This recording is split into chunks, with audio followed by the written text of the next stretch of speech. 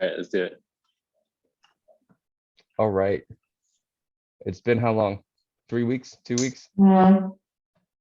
Something like that. Three, almost, yeah. It might have been 3 weeks because we had Thanksgiving. And 3 weeks. I went to Cancun, and that's 2 weeks right there, or that's 1 week. I don't know. I can't count. Yeah. And it's podcast number 25, Number 25. So quarter of a century. we have a lot to talk about today. Something just popped in my head, but I just forgot it. That'll probably be the nature of this podcast. Let me think. Is there anything you wanted to talk about today?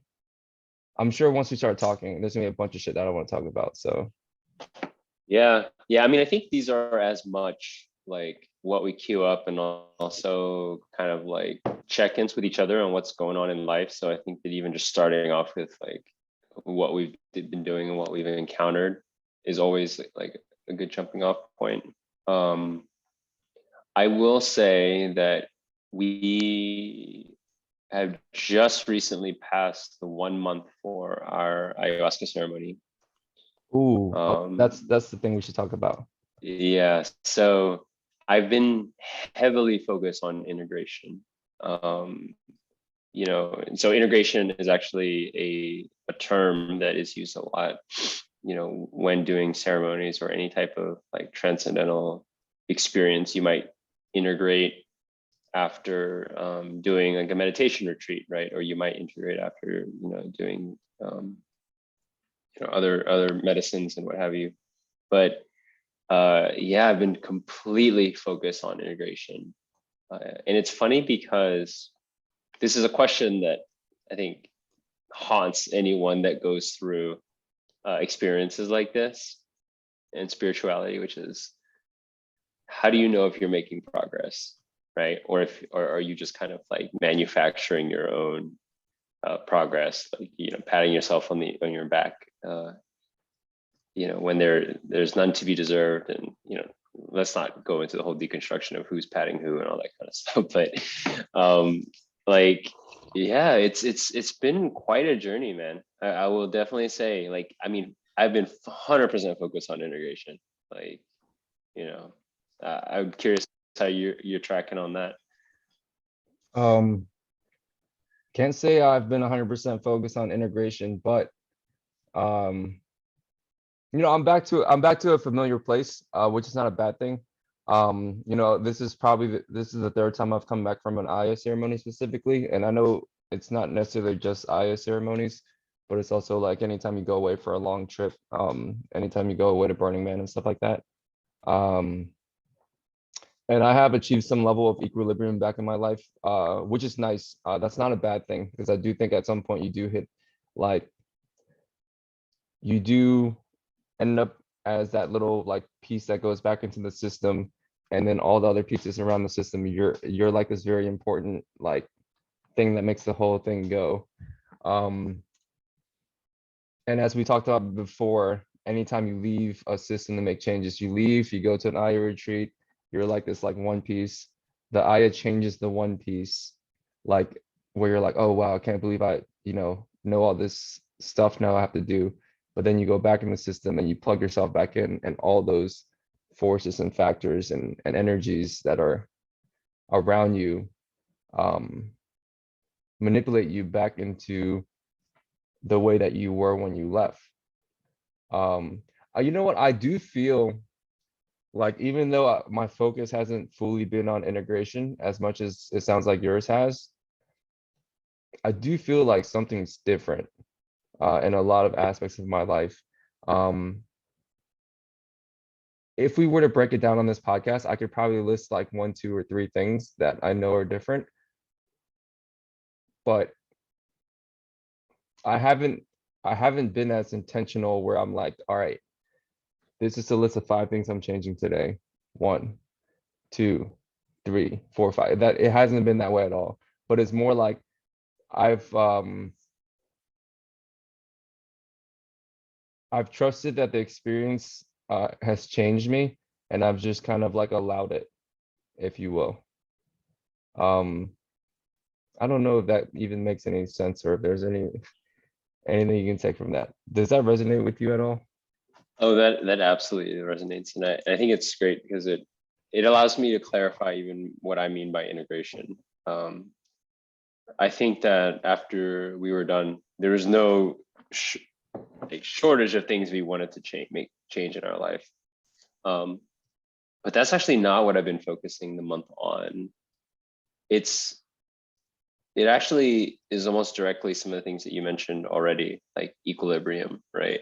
Like the come down, like the practical reality of just being again, right? Which is why I sent you that really funny poem yesterday, um, which is, yeah, which is basically this like tongue-in-cheek, facetious, like what happens when you come down from being so like high up. And I don't mean high in like the psychoactive sense. I mean just high and feeling high, right? Like feeling above it all, feeling like, you know, you understand and you have this like this uh this stability, right, of spirit, and then getting back into the muck, and just being, right? Like I think that that's always the thing. So uh one thing that I had wanted to kind of put out there on my social media that, you know, didn't end up pulling the trigger on it, was what I've observed a lot in creating change is, at least for the first phase or so, I fall off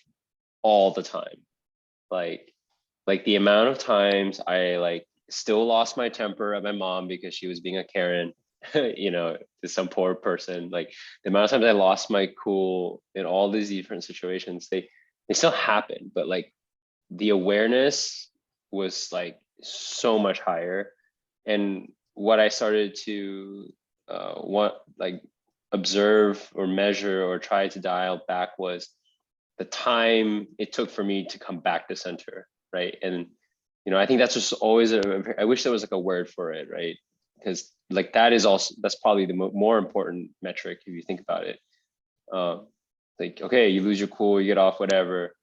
How quickly do you come back? How do you bring that refractory period like lower and lower and lower? So um so that's been interesting. I'm not like that different, right? I wouldn't make any claim like that, but it just come back faster. Just not as attached, right? It's like, oh, like you let it go, like almost more quickly. So yeah. Um, yeah, I think like for instance, when we meditate as a practice, that's what we're trying to do a little bit, right? You're like coming back to the breath all the time, but then you're supposed to like be able to take that practice off the cushion so that when you're in your day to day and I don't know, say your mom pisses you off or something like that, you don't lose yourself for like the rest of the day because of one thing that she said.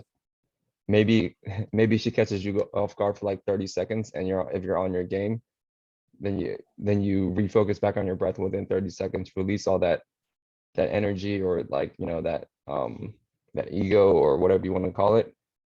And then you're just kind of back like in awareness, if you will, like centered, like you're saying. I guess like like in your spirit rather than in your head. Um, yeah, I think that's a man, that's like a lifelong, that's like a lifelong pursuit to get to that point. Um, I have been practicing that a little bit. That's fucking hard to do. It's so hard to do. It's so difficult. And like I'm actually moving back in with my parents. And you from hanging out with me, you know already, one of my favorite quotes is like that Ram Dass quote about like, if you think you're enlightened, go spend a week with your family.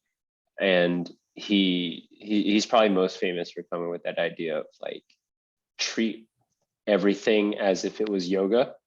You know, for a lot of us in the West, we think yoga is this thing that, like, you know, it's 1 hour, 2 hour, 3 hours. I go for a week.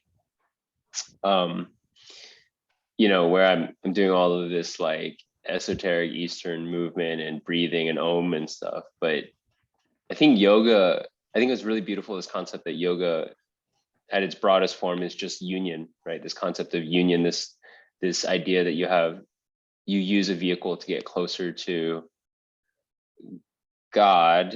And again, I use God in a very spiritual sense, not in a dogmatic sense, like just like the oneness, the thing that animates like all life. And being able to use everything as a yoga. Like, I think that's been a critical piece of my integration practice. And I think my hardest yoga, hands down, like, there's like all these different yogas, like, oh, have you done like hatha yoga? Have you done like, hot vinyasa, all that kind of stuff. Like, parent yoga is my hardest yoga, hands down. I can handle any other yoga, and I'm cool as cucumber, feeling close to like oneness. But parent yoga gets me like nothing else. So that's where I think that I'm actually kind of somewhat intimidated and scared about moving back in with my parents. I haven't lived with them for like a decade. I've enjoyed independence, but now going back, it's just going to be quite interesting. So maybe that'll be a future podcast, even more like a therapy session, honestly. I think that'd be So, interesting for you, bro. I mean, I live with my parents, and um, I don't know. I've gotten used to it to the point where I think I understand my parents a whole lot better now. Um, I mean, it's different living with your parents, like when you're in your 30s versus like when you're like a teenager. I mean, it's much different. You have a lot more life experience, and also like they're closer to death, so they're different too, by like a lot. I'm not saying like, they're, what I'm saying, like even like somebody in their 60s, imagine what you've gone through up to your 60s that you haven't gone through when you were in your 30s, probably like when you were living with them when you were like a kid or whatever. So they're much different as beings, and I do really like the quote, that the Ram Dass quote you brought up about, if you think you're spiritual, go be with your family for a week. Um, because I think the people within your family, those are the people whose constructs in your head you've built up the most, probably because they've been embedded in you since you were like as long as you can remember. And then the constructs, the mind maps and like the narratives that you have, the subconscious ones, those are the things that build your ego in a way.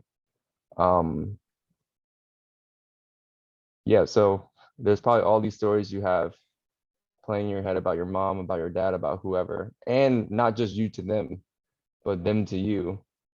I'm sure when when you're living with your parents, your lots probably changed since the last time you lived with them, but I'm sure your mom in her head is probably like, oh yeah, this is the little boy Steven, I still got to take care of him. And then she's probably going to be doing some shit that you're going to be like, yo, mom, like what the fuck? Let me live or whatever, right? 100%, man. Yeah, and the And question in that moment, are you going to have the awareness, or are you going to like, like go into like the automatic thing, which isn't a bad thing. It's there for a reason. But that's where the game of spirituality can be played at a very high level. oh, I love that quote. I love that quote. You're gonna make sure I tag that one. Where the game of spirituality can be played at a very high level. That's just such a juicy quote, man. Yeah, when you're talking to your Like, mom. it. I don't know. Maybe this is a bit of a Asian hue to the whole experience. But what was really interesting to me is that, like, obviously a lot of immigrant Asian cultures, there's a stereotype that your parents are the biggest source of constructs for you, because it's like, hey, you better play piano, become an engineer, go to Stanford, whatever, right? Like, it's like down, like it's just like a fire hose of constructs if you think about it. Your worth is nothing compared to how much you make, who you are, and how many kids you have, and who you marry and stuff. And it's funny because like I'm very much have never been on that traditional path. My parents maybe like implicitly did feel that the need for me to have those things, even though credit to them, they didn't force me. But what one breakthrough I kind of made in only recently is that despite kind of like the free lifestyle I've lived, when I'm and you know, I'm pretty free, I feel like when I'm in most domains, but when I'm with my parents, like what immediately comes up is using my, like justifying to them like my constructs that are non-conventional, but still like trying to tell them they should still like find it valuable. Like, mom, don't you see I got to travel? Like I prioritize travel and I made it happen. Do you know how many people want to make travel a thing? And it's funny because I've totally perverted this beautiful idea of travel because I made it a self-validating contract to my mom, right? Because and I think that the game is such a good thing, man. Like that's such a trap. Like another topic that I love ranting about is this other phrase that has become really popular in the influencer Instagram generation, which is uh,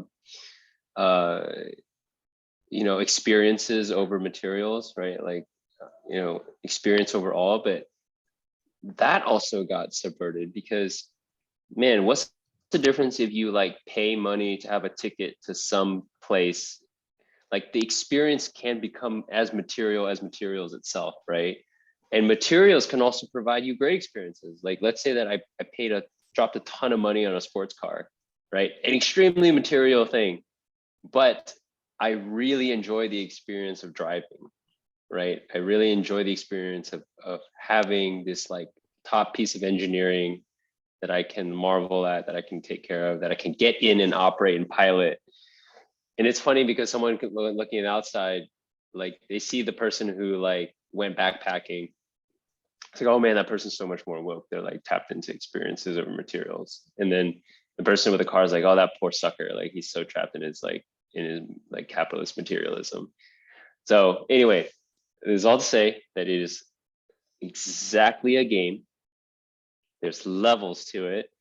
And it's fun to figure out your own mental trappings. And I figured that I would call myself out on some of those. And they come out with my parents. That's the other thing. It's with my parents that they come out. And I'm just like, mom, look at me. Look at me. I'm your son. And she's like, dude, you're just like this little kid, like I don't see you in any of that stuff. I'm probably gonna butcher this idea. But we were just talking about it reminds me of something. So like this, so I've been going to a meditation coach for like an hour a week every Sunday, but I think it's probably been like every other week lately because I've been traveling and such. But one of these previous weeks, I forget how the topic came up, but he's a meditation coach, but he spins like he teaches from the Buddhist tradition, because his teacher was like a Buddhist like meditation teacher or whatever he or wherever he learned from. And I think I might have asked him, something along the line. I don't know. I forgot how this conversation got triggered, but I might have asked him something along the lines of like, hey, like, we live in this world of like constructs and like let's say for instance, like I kind of like know how these constructs work. Like if I want to be spiritual and I see the construct and I pull myself back, then do I just stop playing the game? Because I know like, the idea of hack is like this is still like this idea. So like what happens if I just like pull myself out of it and or like I don't know, like you're saying, like with an experience, like what if you actually enjoy it, but it's also like a thing where like if I post it on social media, then it kind of feeds into like this like idea of hacking that's like more ego and stuff like that. And I think one answer he gave me was I think like back in the day, Buddha got asked the same question. It's like, yo, like you are using words, you're using labels, and you're using like stuff too, like you're part of the game just like everyone else. And I think the Buddha said something and I'm super paraphrasing. I might even be making shit up. But I think the Buddha said, that, you know, the only difference is, you know, like I don't get fooled by like the labels or by the constructs. So it's like understanding the mechanism about how it works. Like it's still important that I have this label of hack. So when I go introduce myself to people and say, hey, yo, my name is Hack, people can still refer to me or like, you know, like um, use like this tool that humans can use to understand things abstractly within their own inner world, but also understand that's the mechanism by which, like, you know, that's a mechanism by which humans can I guess like a mechanism that helps us live in like big societies, big groups and things like that together, and not get like trapped in that without knowing that that's what's going on, without knowing that, hey, like this is a mechanism by which we that help us coexist, but don't get lost in that thing. Uh, are you kind of following what I'm saying? Sorry, I'm doing that thing where I'm talking but also thinking at the same time. That one came out a little bit. No, you're great. This is probably one of, no, I mean, no, I'm 150% with you on it. And my mind is going crazy right now. And it's probably one of those things where it's like the utility of what you just did relative to just you and I hashing things out versus the utility of this being a quote unquote podcast. It's like, it's a little different, but it doesn't matter because the point is this side of it. That is another way I would frame my whole integration practice just now, is exactly what you mentioned. Like learning exactly how to still use constructs, still use words, like, you know, why do I still choose to, like, you know, be this way or that, knowing that these are all like honestly things on my ego that I wear, right? But I think it's just the awareness at the end of the day. Like there's a word that, it's funny because I thought that this is a very powerful concept that I picked up from Stoicism, but for some reason in my current studies, it's starting to show up in Buddhism as well. But the word preference is really, I think, powerful to me. And in Stoicism, you know, Stoicism in a nutshell is just basically the only thing that's like good or bad in this world are things you can control and things you can't control. And then everything outside of that is like your like preferences essentially, right? Preferred indifferences or non-preferred indifferences. Like I would prefer not to be poor, right? Or sick. But at the end of the day, I have no control over that really. You know, I would, and so I think it's just about how lightly you move through. Like you can still have all of these things, but I think approaching it with like a lightness, a levity, being able to let go and knowing that at any day, like that can shatter. Now, here's the final conclusion I came to. Only the person who's living out that karma, living out that incarnation of themselves can know. That's it. Like it's full stop. I mean, yeah, you can do all the judging you want outwardly, inwardly, that, you know, whatever, judgments can fly over the place, but really only that person can know. There's actually even, and I'm sorry for the next like period, I'm always gonna be talking about Ram Dass because I'm like super like going into his work right now. But you know, he has a talk specifically about this too, about he's faced with the question of like some of those gurus, right, in the 60s and 70s who were, I mean, really woke guys, honestly. Like, I mean, you looked at their studies, you looked at the content they produced, like it was high level, like, you know, spiritual awakening. But they were also horrible people. Like a lot of them perpetuated abuse, right? Like one of the guys had 100 Rolls Royces, right? And I don't think that, I think that maybe in that lecture, Ram Dass was a little bit too nice and lenient on them, but I think he did provide a good frame for understanding how constructs or any of this like ego material, like matter, if you will, can still coexist with a spiritually awakened, realized person. And really only that person knows. And I think the best you can do, speaking personally, because I am not, I think, adept or deep enough in my learning and skill to feel as comfortable taking on more egoic stuff without feeling trapped by it. So I think that I have to have little moments where I check myself, or I take something I really value and I break it just to remember impermanence and all that kind of thing. Like as soon as you feel those attachments coming. But I don't know. Yeah, I guess I think living in that paradoxical state, right, is what it comes down to. Which I'll leave it on this thing too, because I know we talked about potentially talking about this. So why my relationship with social media has been super interesting because for those that don't know, I live a pretty public social media life. Like I put like a lot of like pretty intimate thoughts out there, parts of my specific parts of my life that I would like to think came from like a vulnerable, authentic place in my mind and heart.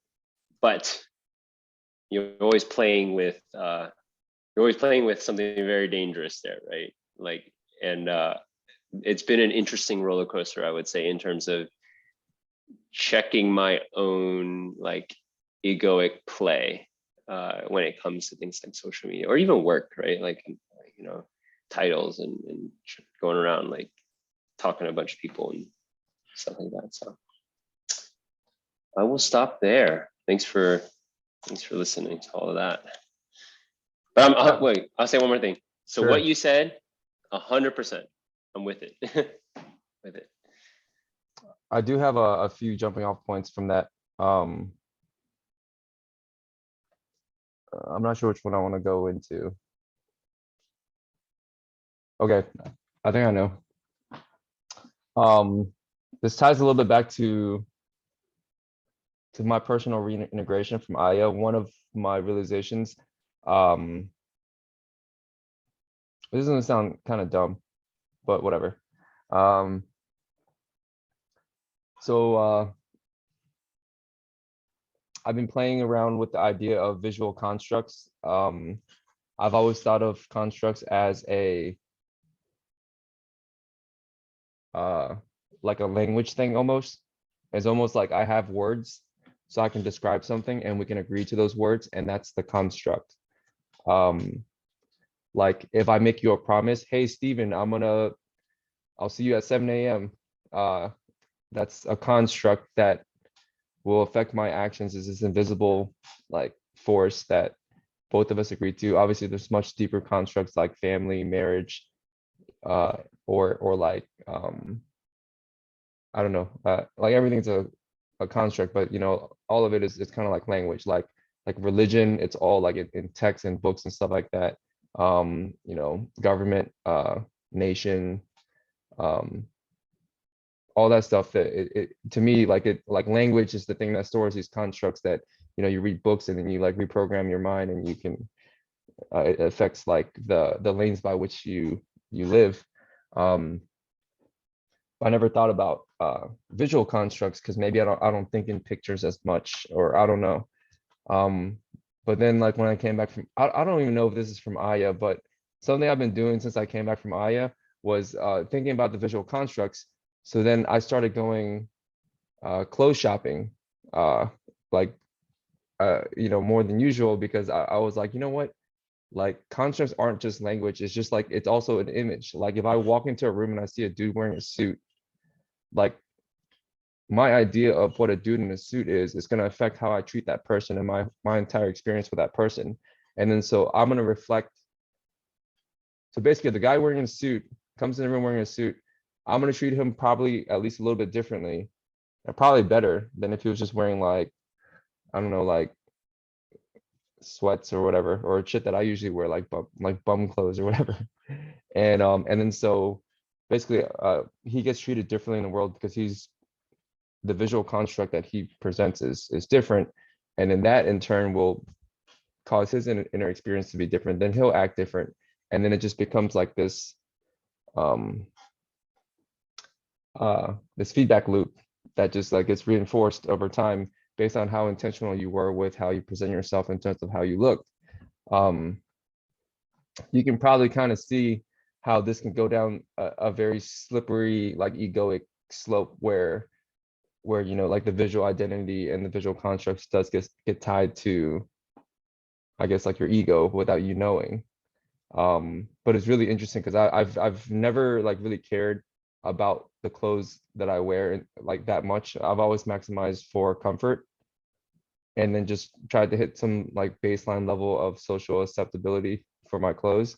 Um, but thinking about, you know, how there's actual utility to creating like a visual construct to intentionally present yourself in the way that you want to present yourself so that the people that you interact with experience what you want them to experience internally, and in turn their internal experience affects your internal experience, and it just like kind of bounces back and forth. It's an idea I've been thinking about. Yeah, so that seems like very basic because I'm sure like every like girl probably learned that like since they were like, I don't know, since they hit puberty, probably the latest. You know, they figure, oh yeah, if I put on makeup, people will probably treat me a whole lot better.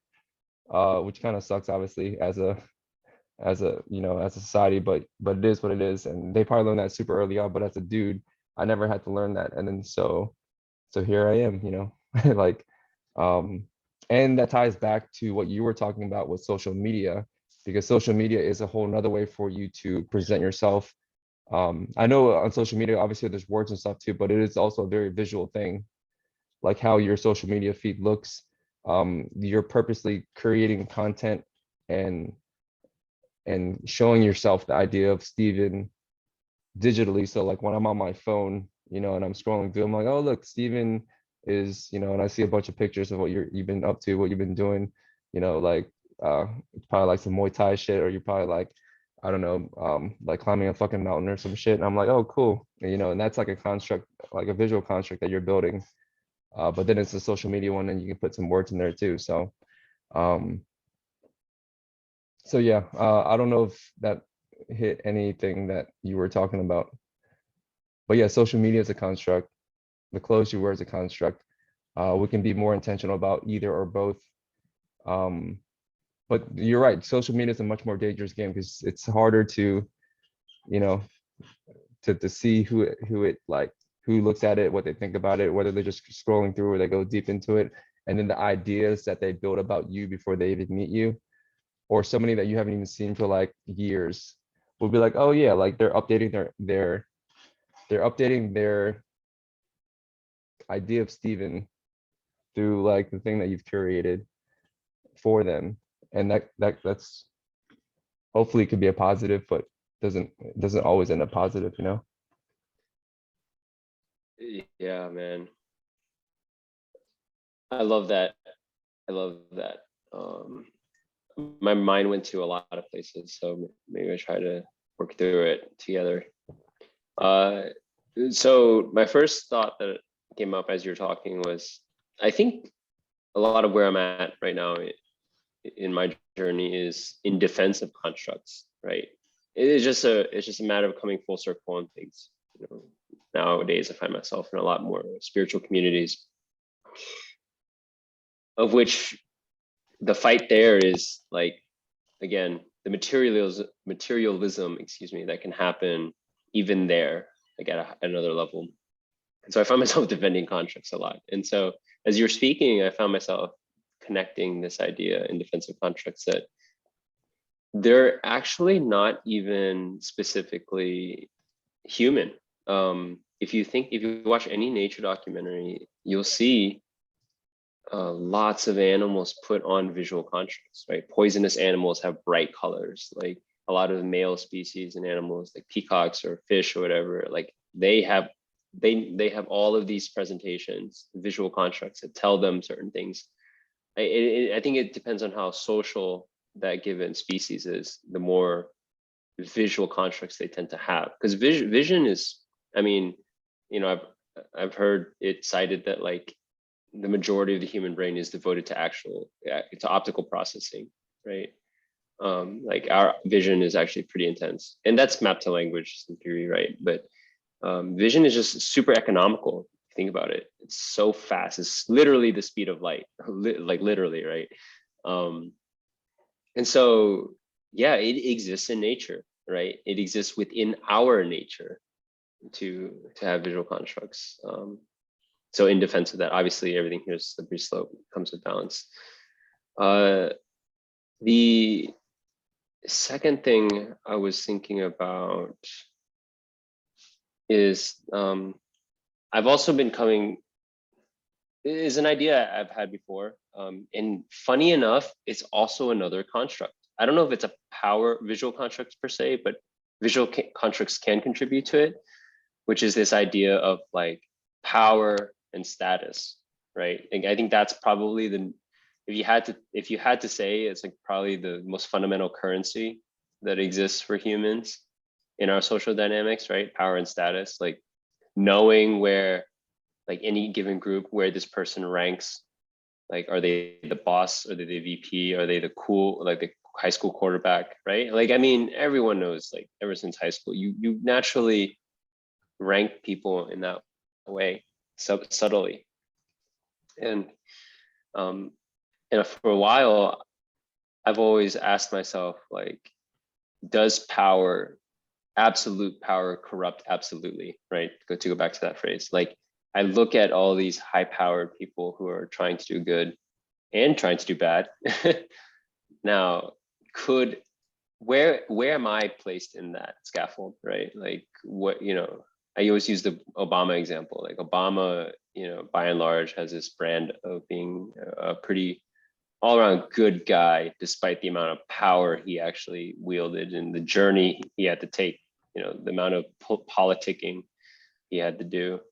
Like, at what cost though? Like, only he will know. And also maybe he's in the 1% of having the capacity to ascend that type of hierarchy without falling into the traps along the way, right? And so whatever hierarchy you want to look at it, I think it all comes down to the same concept of the game, and power being one of those constructs.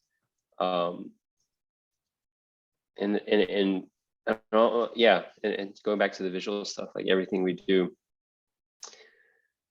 how to manage that. And it's funny, I think I was actually the one that first brought up visual constructs in one of our random chats. I think just our messenger thread, because I was running in DC, and DC is a very high powered, suited up city for obvious reasons. And I saw this like old guy next to me that he looked like a senator or like a general or something, but he was in exercise clothes doing the most funky workout routine. And I was like, man, this is so weird to me, but because he's in exercise clothes, like it makes it okay. But if he was in a suit, it'd be so weird, because I think this guy looks like a suited guy. Like, you know what I mean? I don't know. Some people just look that way. Like they're meant to think they live in a suit 24/7. So anyway. One of my exercises this week from my meditation coach was to wear clothes that I would never wear and see what that's like. And I thought that was an interesting exercise that what you were saying about the jogger guy being a senator reminded me of. I'm not sure what I'm gonna do with that yet, but we'll see how that goes. That's awesome. So you haven't done it yet, so we can wait and see how it goes. Yeah, we'll see if I Check in. even do it. It probably won't be anything crazy though. I was thinking like Z and Twitney bought me like this leather jacket like maybe like 5 years ago, and it's still sitting in my closet with like the tags on it and everything. And I was like, dude, why'd y'all buy me this? I'm never gonna wear this. And they were like, it probably look good on you. I don't know. And I was like, yeah, but I'm not gonna wear a leather jacket. I don't know how to wear it. I don't know. I think it looks weird. So I mean, I don't think that'd be crazy or anything like that, but I'd have to figure out what clothes it goes with and such. Or maybe I could just throw it on top of whatever and just wear it with sweats or something. We'll see what happens with that. Oh, that's cool, man. Yeah. Yeah, intentionally putting like whatever suit of if you will on to present yourself to the world. Intentionally like curating your isn't it crazy that now you have to worry about not just how you present yourself to the world in the physical environment, but also in the digital one. And if you think about like, man, I've never really played in the playground of the digital environment as much as other people have. Or I mean, I definitely have. You know, when I was in high school, I had a Zynga and stuff like that, and obviously, I have a Facebook account.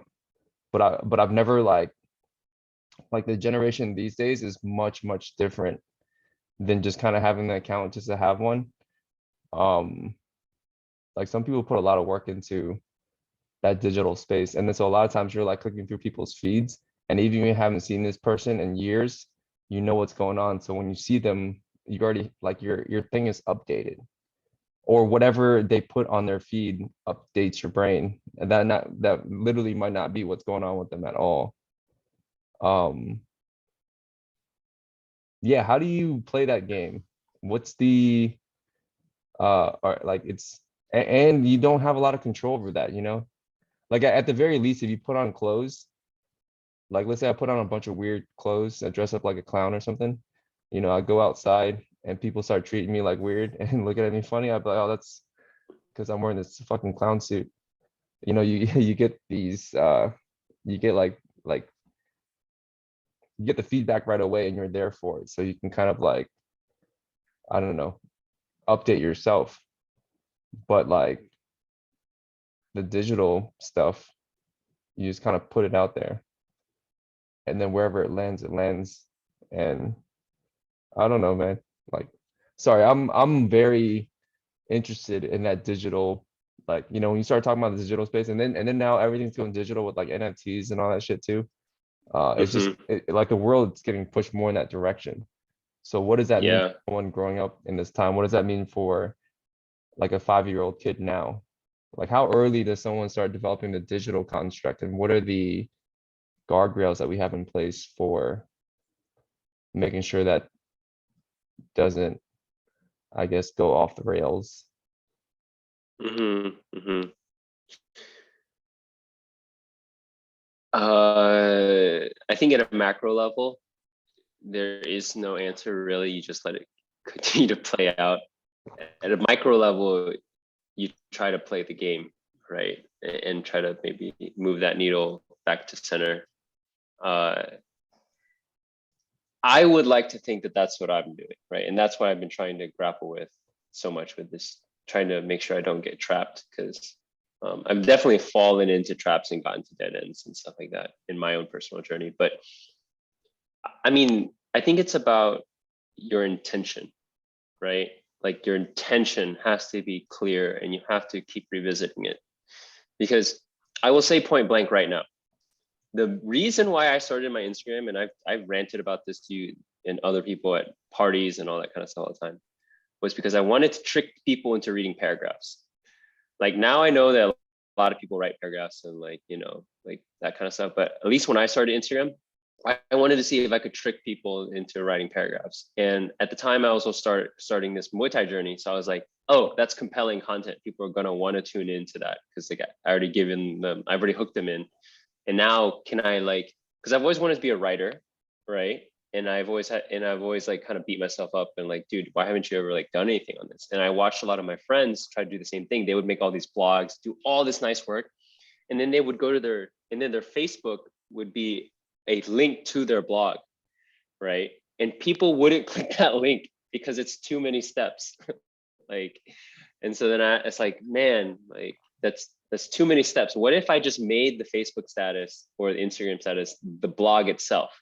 Like that is the blog, whatever I can fit into that thing, right? Uh and so that was my intention. My intention was to like take my things I wanted to put out into the world, um, and try to trick people into reading it. And I knew what I was doing. Sometimes if I like had a good picture or I had a good video of me hitting pads or something that I knew that was like high engagement content, and I had maybe something I wanted to say that was a little bit more obscure that it would need help to like get it out there, I would pair those two up, right? Like I'd pair the compelling visual video content with like an idea that probably is a little bit more obscure, and I would like throw that out there. Um, and then so then yeah, it definitely became a trap sometimes because then I found myself judging way too many things and curating like, oh, is that a good thing? Is that a good thing? Like, whatever, good idea, bad idea, da, da, da, da, da, for who? But it was a game, right? And I think that, I'm trying to um, maximize the whatever value the uh, algorithm. yeah, reach. So using marketing terms like reach, audience reach, is a big one, which is for me, my metric was if I had if I added at least one person to my reach, like one person who doesn't like my stuff ever liked it, even if it got like 20, if the whole thing was like half the amount of likes, but it had one more person, then that was a successful like output for me. Um, You ever post anything and then people unfollow you? uh, Follower I count goes down. I do check unfollow a couple times periodically. I think, yeah, it's definitely happened, but it's not, I don't think it's for anything super polarizing or controversial. It's because like, a lot of my posts can be very long and very like, sometimes they veer onto sentimental, right? Like high level, like there's a lot of people I've realized in myself, like I'm an emotional guy. I'll just say it straight front, right? But there's a lot of people that have like an aversion to emotionality, sentimentality. They're like, ugh, like they're like, oh God, I just don't like talking about emotions at all. Like I just don't even, oh my God, like, get that away from me. And so I think those are the people that um it's not the first, it means over time, it's like, God damn it, is Steven making another like post about him fighting and like what it means to be a fighter versus being a son and then like all this stuff, and I think they're just like, people have a right to obviously to be like, oh, that's too much for me. So, but I think that's the only thing that's probably polarized people off from following. Just fun. I actually I like creating that divide, like polarization. So Yeah, I think the polarization is good. Not to do it on purpose, but uh like when you're truly yourself, you naturally attract certain people and repel certain people. So I think that's where that polarization comes from in a good way. Um, yeah, and because it becomes a compass for you, right? Like imagine if you had a compass, like compass only points north. That's all you need. And then you can extrapolate everything else from that, right? mhm. And so yeah, if you have something that always points north, then you're good. But it's not like you do it to polarize. You do what you do. Yep. And Right. then if you're just not even like looking at the signals that come back to you and you just keep doing it, it will naturally be polarizing. It does get interesting once you start taking the signals back in and adjusting the way that you are based on those signals. Yeah. Because that becomes this feedback loop that you might not have full control over. Well, I mean, I don't want to get into a discussion about control because Well, I wouldn't go so far as to say that you don't do it to polarize. Like I think for people coming into their own authenticity or self-discovery, like you might advise them to polarize, right? Like a teenager, like teenagers are the best example, right? Or people who test boundaries, like they have to try on all these different types of things, like to see. I mean, as long as you're again that you're honoring the feedback loop that comes back, you can test out polarizing uh, to see, right, to kind of accelerate that process. yeah, I think people should know it's okay to be polarizing. But my personal opinion is I don't think you do it just to polarize. Like for instance, when I say do it just to polarize, I mean like I can make I could I could I could say some super controversial shit that's naturally polarizing, just very sensational, like imagine like how media is nowadays. Like Mm-hmm. if you don't say something that's very sensationalist, you don't get any clicks. So naturally you have to say some shit like, oh, Donald Trump is the greatest president ever. That's gonna get some Yeah. clicks because some people are gonna love that shit. And then the people that hate it might even be like, clicking on it to see what it is or whatever. Um, but I think where the line is like if let's say I'm a teenager and there's all these constructs like kind of barreling down on me and I'm like, fuck, I have to say it to make sure I don't piss off these people or piss off these people or like make this person like not like me or make this person like me even more. And then you're like treading that little fine line between everything, because you don't want to like, like aggravate anybody. And then so you're not polarizing at all. You're just like, saying all this like safe middle of the road shit. Then I think that's obviously also bad. I think the for a teenager, hey, yo, it's okay to be polarizing. Find what you feel and express it, and that's naturally gonna polarize some people, but that's a good thing because the people that get attracted to that, those would be your friends, and you don't have to put that any effort. You don't have to act fake around them. You can just act the way that you're acting if you're your true self, and those people will naturally come to you. And the people that get repelled by that shit, oh dude, that's even better. You don't have to deal with, these people that you probably gonna fucking hate anyways. Um, but then like when somebody is like, all right, hey yo, if I say this statement and I get like a ton of likes from it, even if the statement isn't something that's like something I stand by, um, for the sake of likes, then I think that's where it's kind of like, okay, well, you're playing with the algorithm, but I'm not sure if that's such a good thing. Yeah, I agree.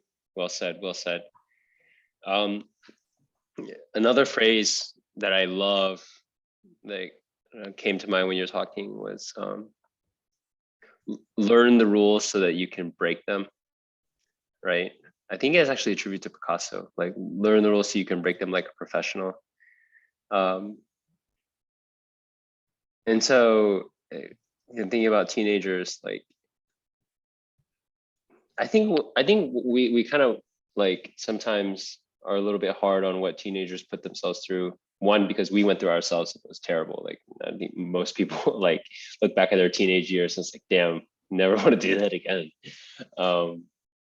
But man, if like in such a rapid amount of time, you're learning about how to be with a bunch of people, like with your peers, right? Like the status game is in full blown to the extreme, like 11 out of 10, because the lesson that comes out of teenage years is exactly that, which I don't think is wholly a bad thing, right?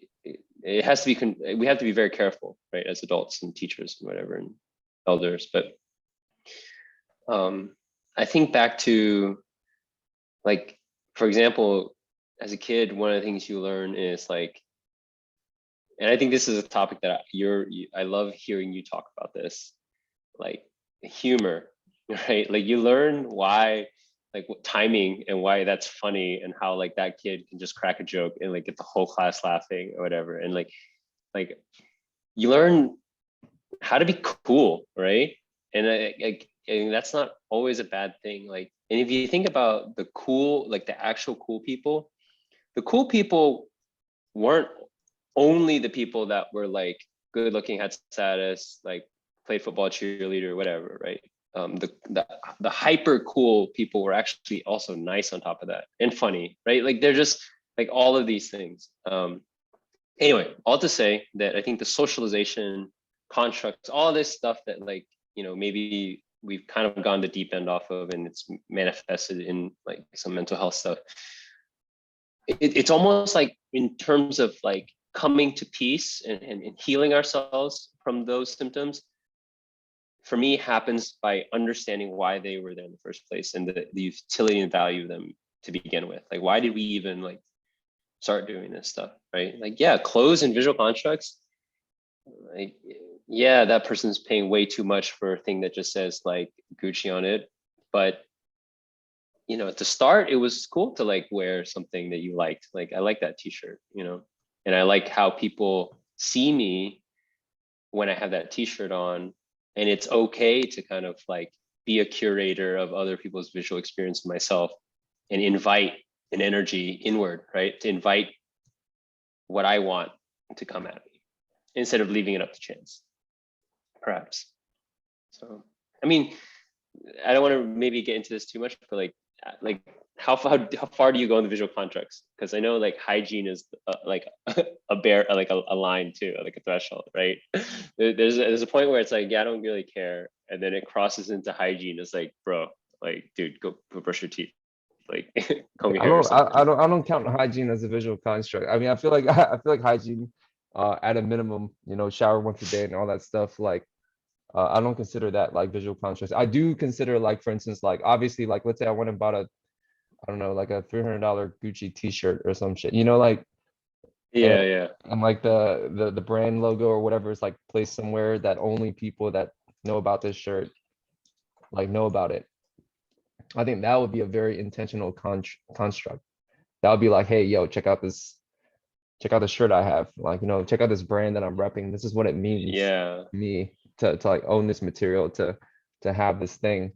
I like what you talk about, or when you talk about the games we play as teenagers. I do think that that's like our first it's like I know for me at least, you know, like I grew up in a family and we're very close, and obviously like the first interaction with like society is through school. Like, you know, outside of your immediate family, like your first like interaction that's like a majority like not your family is through school. And that's the first time you kind of get onboarded into the bigger constructs that exist within the world, if you will. The first construct is family.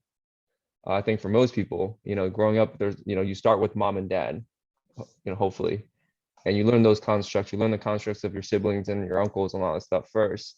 Um, but then, like, you know, when it, 5 years old, you know, you'll put on that backpack and walk your ass to school. Now you're in kindergarten, and now there's like all these other, like, you know, there's your teacher, there's like, you know, 25 kids in your class, and everyone has their own name. They all come from different families and stuff. And then like that's the onboarding process to get you onboarded to like learn about, oh wait, like there's all these other people, and this is what it means to be, you know, uh, to be like a little Asian kid growing up in Woodbridge with like, you know, there's black kids, there's Spanish kids, there's like, you know, the construct of race, the construct of um like all these things you're learning, and then you're coming all the way up through it. And then you know, like elementary school probably wasn't that bad. You're still kids, you're still having all this fun. But then you start hitting middle school and high school, and that's like when the constructs start like getting like more real, where it's kind of like I mean, the construct of the cool kid in class and all that stuff and the hierarchy, that already starts like way early. That's way before middle school and high school. But when it gets to middle school and high school, that's when it starts getting to a point where like, you know, you're like feelings can get hurt. You know, you can like get left out like a lot. Um, I mean, feelings can get hurt in elementary school too, but it escalates to a whole nother level, middle school and high school. And then you're getting onboarded into like, you know, after high school, like you're kind of like going to college and or going straight into society. And that's like the orientation process. And that's like the and then so at the end of the orientation process, after you graduate from high school or college, um, you know, that's when you've downloaded all the constructs that you probably need to know to operate in the world. And that downloading process can be pretty, um, I don't know, like there's a lot of mental health issues. Obviously, it's not a smooth process. You know, you're gonna get hurt. You're gonna think that it's one thing, but then it's another thing, and then you're gonna realize, oh wait, there was a construct there that was like, and that's how you learn where the boundaries are, where the walls are, where it's, you know, the lines that you don't cross, the lines that you can cross, and who the cool kids are and shit like that. And uh, yeah, I don't, I it's crazy to think about like I mean, we went through that whole process not knowing it. And obviously, everyone that goes through that process mostly doesn't know it while they're going through it. And then even after the fact, most of the time, people don't even look back and think about it that way. They're just like, oh wait, high school years. I don't even want to think about that. But yeah, Yeah. Oh, that's a deep, that's a rich, that's a great topic. That should be a future topic maybe that we spend on. I mean, school construct is an institution. Um, Lots of things that I thought about too, where it's funny because everyone always bashes school and modern education as like you being like programmed. And I was kind of skeptical of it. It's just like maybe a little bit too heavy-handed of a statement. But as you were saying it, like I was like, damn, there's so much programming. Like I still even remember like I'm right now imagining the impact on a kid the first time that, you know, roll call. Roll call is like one of the first things out the gate. You're in alphabetical and you have to like each person gets called out one by one. That if there's not a more like ego identify, like crystallizing thing for a little kid is for them to like have to answer their name. Like, are you Hack? You know, Hack, dang, here. Like, you know, it's like, yes, I agree to my name. Like, that's me. And it's so funny that it happens. And it's so like mechanical, like go down the list. And that happens with every new teacher, every new grade. Oh my God, substitute teacher. Like, so the program is strong in that sense. Now, the other thing I thought about too is, what was I gonna say? Oh, yeah, I mean, you polish a diamond through friction, right?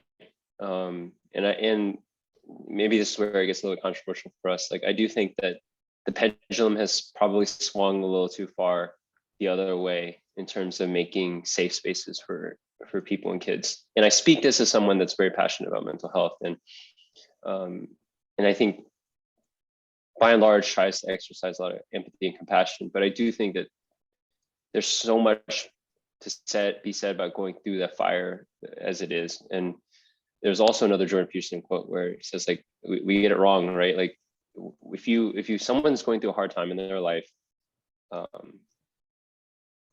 you know, from a psychotherapy tradition, you don't tell them that everything's going to be okay and that it's not, that the world is not as bad as you think and all that stuff. Like, that doesn't work, right? And it's not even true, right? It's disingenuous.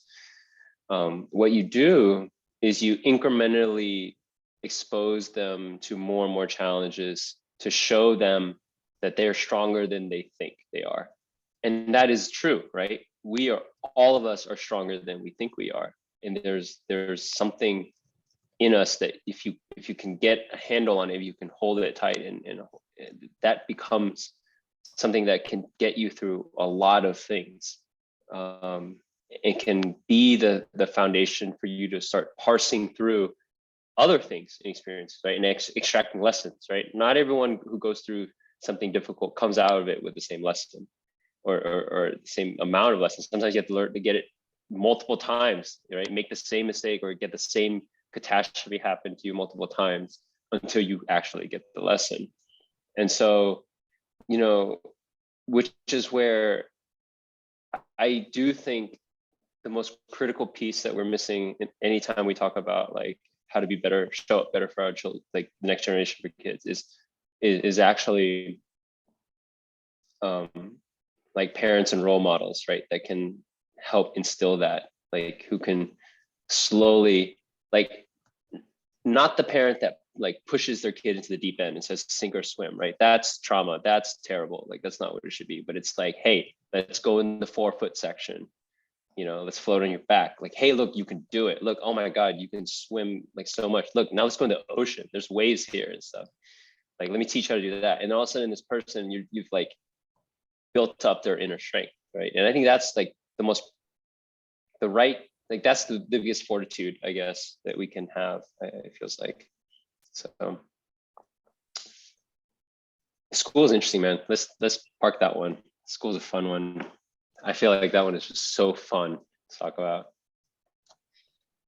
and relatable too. Parents, I want to talk about parents too now, because we started talking about, you know, you going back to live with your parents, but we came full circle, and now you're talking about, you know, how do we show up for our kids, parents and role models and stuff like that, and like, you know, what are we missing? What's the missing ingredient today? And I do think if you don't have a parent or somebody that's like very close to you, that you look up to, that you fully trust, that also that person has the awareness of like this mechanism of a human, a baby, a kid, a toddler, you know, a teenager, and how to safely onboard, if you will, like this thing, that this blank slate into society or into the world or into like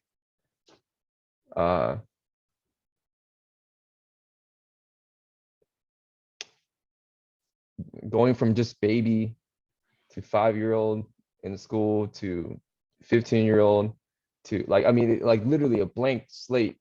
But then we have this whole world of constructs and like, you know, like this little human robot animal thing is like so programmable, and understanding that and knowing how to program it and understanding like when you might break it, or when it's okay to push it to the point where it might break, so that you can teach it like challenging and how to get overcome those challenges, rather than just like trusting that the thing will figure it out itself. I mean, of course the thing is designed to figure out itself at some point, but understanding that and being the thing that the guardrails for that, if you will, that's so important.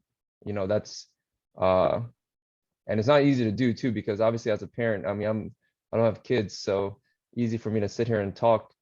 But when you're between a full-time job and raising multiple kids and having like 4 or 5 hours of sleep a night, and fighting with your spouse and all that shit, and you have to do this, I mean, that's the I don't know, that sounds like a really fun game at some point that I might want to play, but probably. Well, yeah. But then it circles back to, uh, I think if we start going down the parent rabbit hole, we'll climb all the way back to, why your mom treats you like a child, even though you are, in your 30s now. And we're like, Yeah. Mom, yo, 30 something, you don't have to do that shit. And then she's like, but you're like this little kid, and that's the construct she developed to help, bring you up in this world. Yeah, yeah, yeah. It's so funny, man. It, yeah, so to your comment about how hard it is for for a person or couple, most absolutely, most certainly true, right? It takes a village, right, to raise a kid. I fully believe that. And I think the loss of community or that intermediate social structure, right? Like the nuclear family was this beautiful thing, right? Like the smallest unit could achieve really great gains. Like 2 parents, 2.5 children. Like that's literally the nuclear family, the smallest social unit that could exist. Can have white picket fence, great life, whatever. Like that was like a huge, amazing thing. Didn't last that long, right? It was kind of like this nice period we had after World War II with the boomers and like this immense wealth and progress. But then I think we definitely lost that intermediate, that church group, right? That 150, 200, whatever people, that Boy Scout troop, whatever it is, your neighbors, like knowing your neighbors, right? Like so it takes a village. And in the old days, if I wanted to play with my friend, I went to their house and knocked on the door and had to talk to their parents before I got to the kid. Like that was like a lot of stuff in between, honestly, for a socially anxious kid. Like I had to get through that. I was like, oh my God, I have to like talk to their parents, like, and if they weren't there, like, oh, sorry, little Jimmy's not here today. I'm like, oh shoot, I guess I can just go home now. So it takes a village. And then the second thing is, again, it's funny, like stuff I knew, but you saying it makes me realize it more and more. Like the fact that you're referring to kids as it is this. I just imagine like Elon Musk coming out with this new like, oh, you get this little programmable little Android buddy you can get, right? And like I was like, oh shoot, like that would be cool. That'd be tight. I might buy one of those. And then I also thought about like how often people have told me, like at this point, it's like ridiculous the amount of people have told me that like they want me to raise their kid for them, like, and it cracks me up because I would just be running we would just be running little ego experiments on them, right? I met a pro fighter in Thailand. He's from America, from Texas actually, and this is what I love about meeting people. Like they're just amazing. Like the most interesting thing in the world is just a person, right? In terms of what you can mine and excavate. And I used to always like grab food with this guy after training, and he's not someone, no offense to him, that I would have expected this to come out of at all. But he had brought his kids over to Thailand, even though they're American, and took them on this fight journey. And he told me about how he would give them allowances, obviously like $1 or whatever, between the brother and sister. But then he would like play all these like finance games with them, like, oh, oh, you want to buy this thing? Oh man, but sister doesn't have enough money, so she's gonna have to take out a loan from the bank. And then like, but I'm gonna charge this much interest. And then like brother's like, wait, that's not fair. Like, here, just take some of my money and buy it. And like, like he would like create these financial traps, uh, or like these situations that were like imbalanced with them and with money being the thing. And it was like, dude, you are Jedi mind tricking your kids. And man, that's so great. Like, is there more of this? Like, where can we like like the benefit of having these little things as a parent, like you're consciously like doing this, like that's amazing, Anyway, I just thought of that just because you talked about how to instill things and just if people grasp just how much of a blank slate and how the potential of a kid, like I don't know, like I feel like we wouldn't be so haphazard with them. Again, I say this with a full amount of sleep, and what have you, and living a very privileged single, male lifestyle. So easy to play Monday morning quarterback on these types of things. Yeah, exactly. It's like, yo, why didn't they just fucking do that shit? And Yeah. you're like, oh yeah, 4 hours of sleep. I'm not doing shit, dude. Right. Well, my point being though, maybe like if you had the game, like the structures of the games, it might be easier just to apply, like blindly apply the structure instead of improvising on like the right lesson all the time. Because that could be really hard. Like, improvising parenting versus like curriculum. We should Like, start like a Instagram or TikTok and be like, yo, play these social experiments on your kids. yeah. Definitely need a disclaimer though. This is just for entertainment purposes only. You can't sue us. Right. Oh Yeah. man, It reminds me of that Jimmy Kimmel Halloween prank that is really interesting. Sam Pax. that's fucked up. That's fucked up, right? Yeah, Yeah. that Okay. one, that's fucked up. That was fucked up. Yeah, no, that I think it's fucked up. Well, I mean, I'm like laughing my ass off too, but I'm just like, Yeah. yo, man, why would you toy around with a kid's trust like that? You Yeah. know, like, why would you do that? I guess it's funny. I mean, I don't know. Yeah. Yeah. Teach a kid how to take a joke. Yeah. It's fucked up. I think it's fucked up. Yeah, we went through a lot of stuff today. Do we have any topics that we might want to parking lot for next week? Yeah, I think school is just always a fun one. We could spend some time like doing some pre-research. Like I think school. Sometimes when we think about doing pre-research, I'm just like, oh my god, pre-research. Like, but school probably the easy one to pre-research because it comes from our own experience. School, maybe parents.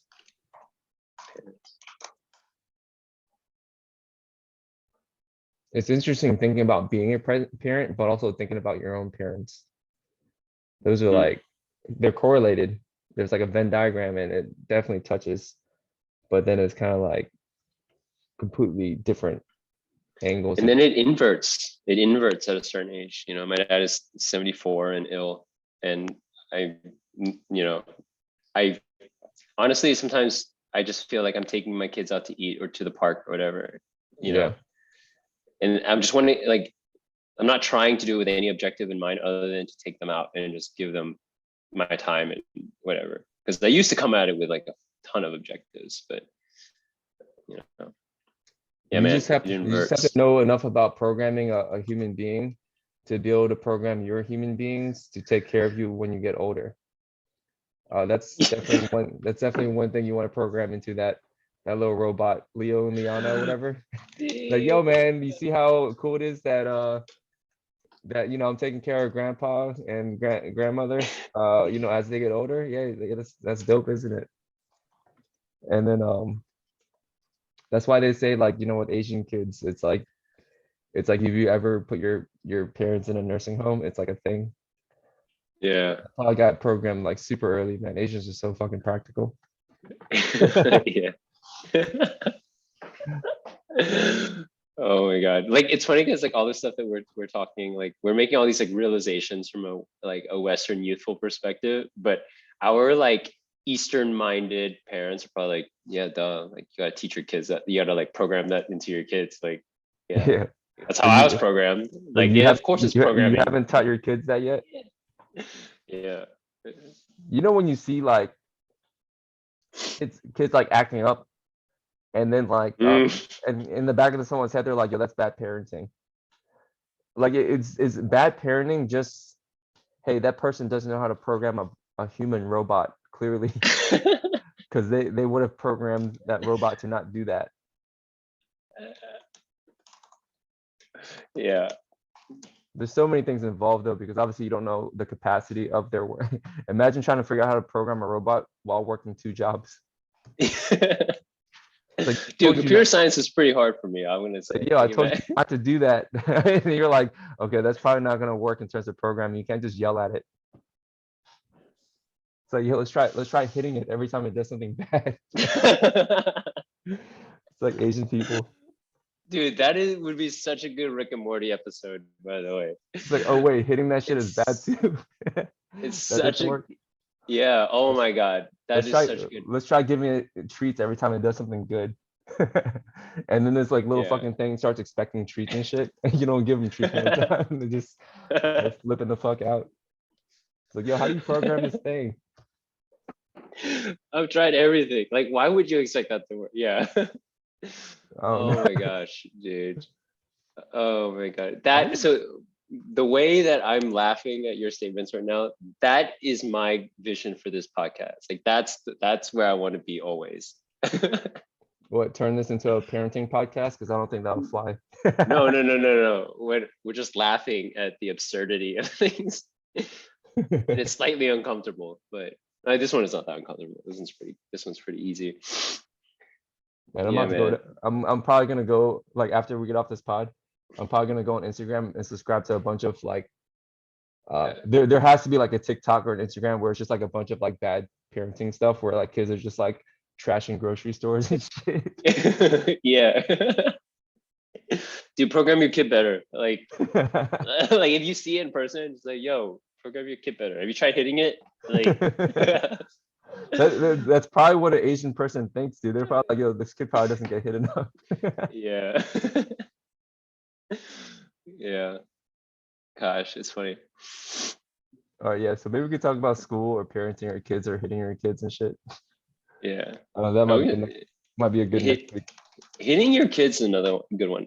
I mean, I think a lot of those ones are actually very deep topics. Like, I mean, Sam Harris basically wrote an entire book talking about how you shouldn't lie to your kids or lie ever, like including Yeah. not lying to your kids. And so like hitting your kids, lying to your kids. I mean, a lot of things that you do for your kids, thinking that it's in their best interest, right? That it's what they need.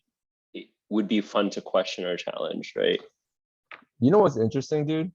I would never hit my dog, but if I had kids, I would have to consider whether or not I would hit my kid. And which is like crazy because a dog's like an animal, and I'm sure I could train my fucking dog pretty well by hitting it a couple times.